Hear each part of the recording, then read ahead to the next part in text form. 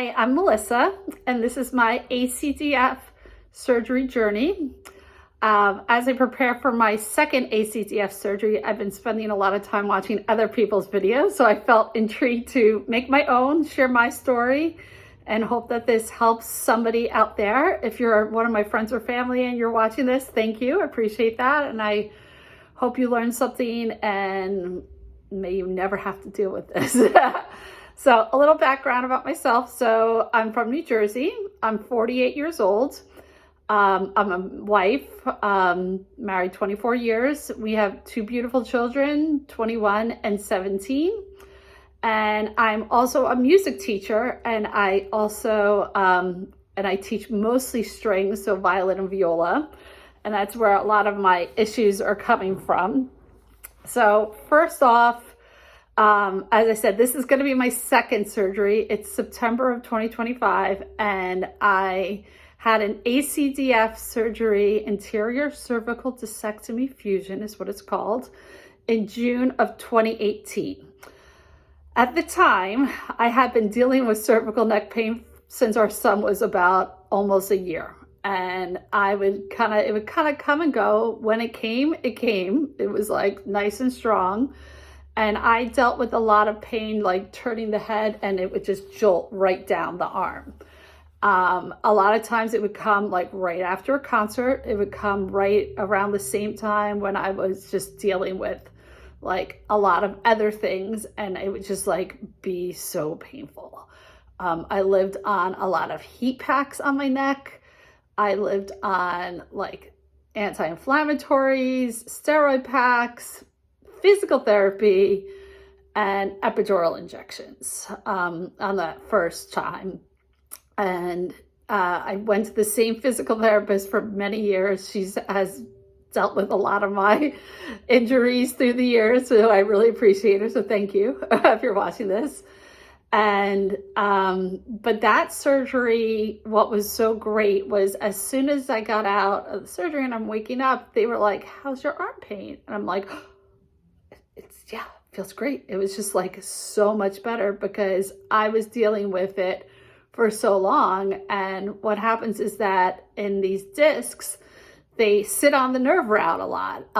In that particular case, it was again the C6, C7 level, and the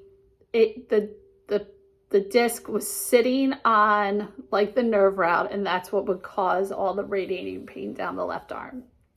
And the other thing it did too was it just like very limited on on how much I could turn and just looking up and down.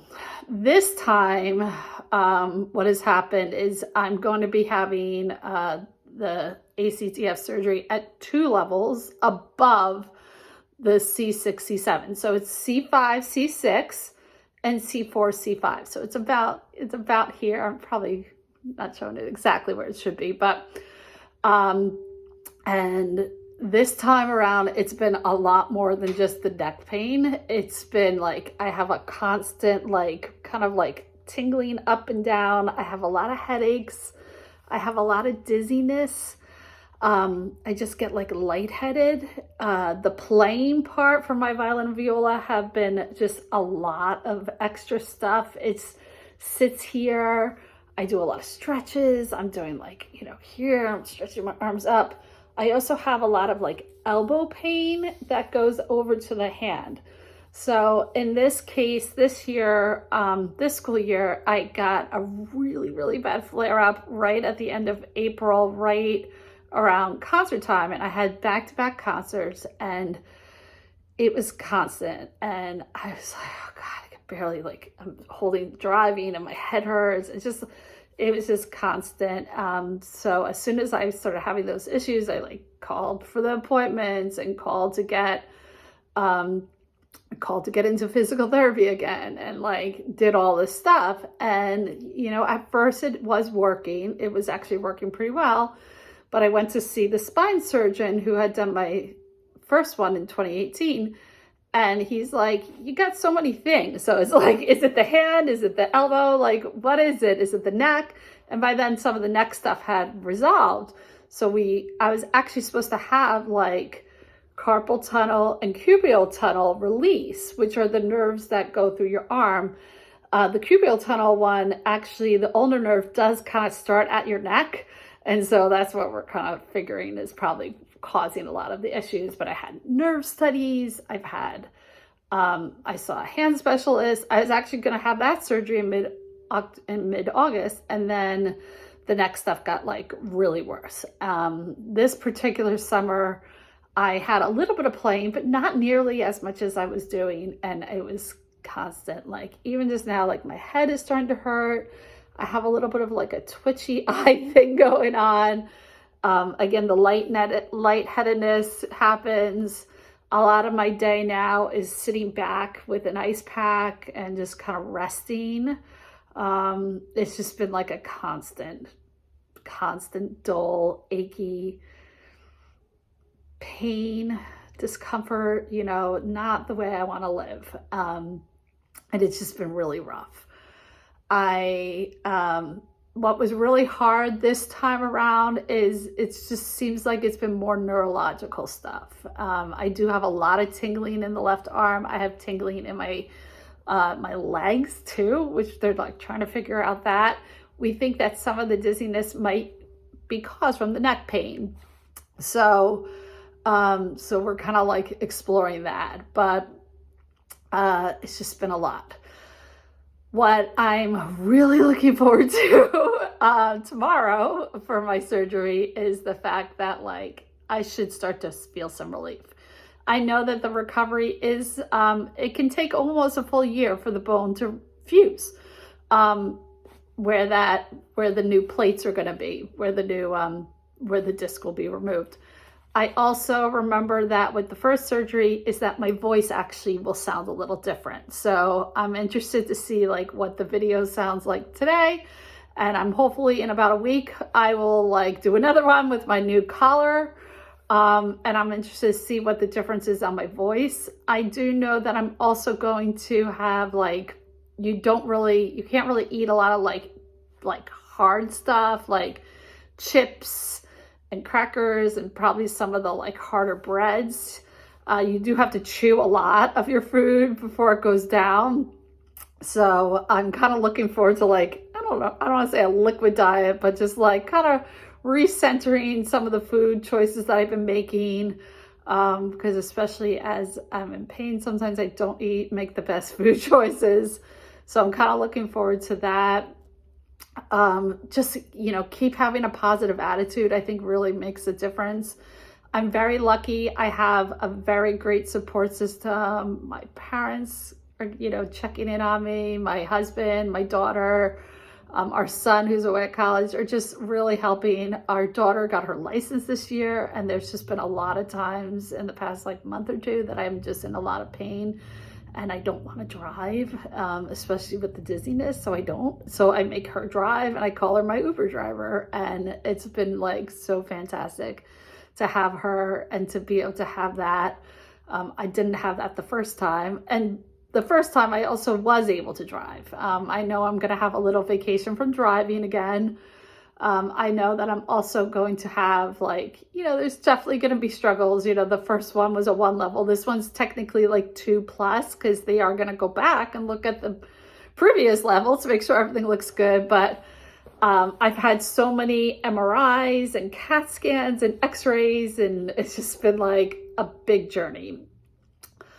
I do want to talk about as a music educator. So those of you that do know me as a music teacher, or I was your teacher or whatever, that I really love my job and I love playing and making music with kids and teaching them music and seeing them go from their first lesson to keep playing. And this has been really hard. I have a pretty vibrant private studio and I really miss teaching the kids and showing them how I love teaching them and playing with them, and especially as they get older and they're playing more advanced things, it's just so rewarding. But playing has really been a struggle in the past couple months, especially I just sometimes would just get so lightheaded because my violin viola are putting a lot of pressure on my neck. And so like, that's where my issues are. Just even pressing here, I'm like, oh, it just hurts. I do have a new instrument that I'm looking forward to. I used in summer music. I'm looking forward to using at school. Like I'm going to be using it at school more. It's electric. It actually sits more on my shoulder and it straps around, and it's like makes it a lot easier to play, and it's just so much lighter, and the case itself is really light, so I'm not like going to be carrying the school bags and everything else. So I'm looking forward to that.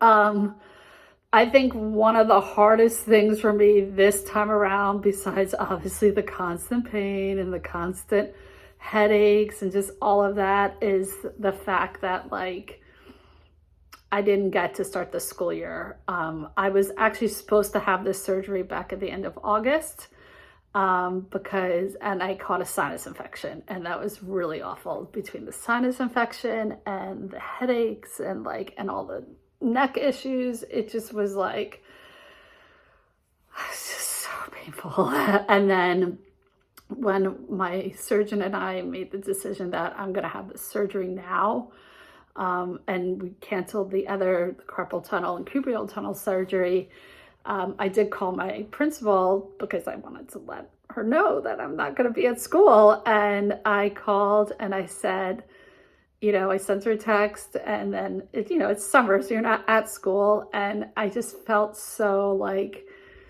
bad because like I've been doing this for so long, and I just like, I love kids. I love the start of the school year. The fresh new school year is just so like invigorating, and I, love all of that stuff. And our district does a great job doing that. And what really hit me was when she was like, your health is more important. And it is. And like, that's hard to hear. Like, my educator friends, so many of us go to work every day, put a smile on our face, and we're like, yeah, we're doing this for the kids. Yeah. Who cares that I can't turn my neck? Like, you just do it because that's what you need. And so this has been really hard. They do say a lot in education, like you can be replaced. I have felt that, I have seen that a bunch of times, that they, like somebody else could take your job. And I have a sub, obviously, and he's been doing a great job, and I did give him all the plans. But it's like, you have to take the time for yourself. I know I watched a video once where it was a teacher and he had the same surgery and he went back 2 weeks later. And I'm like, no, because there'll be days that I'm going to feel great, right? Like today I feel, pretty good because I'm really excited, right? But there's going to be other days that it's just not going to be realistic. And so that's definitely been a struggle for me. I love school. I love kids. I love really like talking to my colleagues. I'm a school lover. And so this has been really hard for me on that end too. But if you're an educator, and even if you're not struggling with like any kind of cervical pain, trust me, it's not fun. If you are, you're dealing with anything, please keep that in mind. Like, it's good for you also to take that break and to feel better because, there's only so much you can do. So that's where I am today on that. I can't wait for, to move past this. Obviously, it's still going to be a journey, and I appreciate you watching my video. If you are somebody that is going through this and you have some questions or you want to reach out, feel free to post a comment. We could try to connect. I'd love to do that. Those that have posted videos already, I appreciate you doing that because that was fantastic and really helpful. And to all my friends and family, I just really appreciate all of you. Thank you for writing your notes on Facebook or just sending me a message. It does really make a difference. There's definitely been some times since school started, it's a little lonely, I have a pretty empty house right now with nobody else home. So I really miss that. But I can't wait for this journey to be over. to move past it and not have to worry like at any time this is going to come back, because it's pretty bad. So thank you for watching. Good luck to anybody else out there dealing with this, and thanks. See you soon. Bye.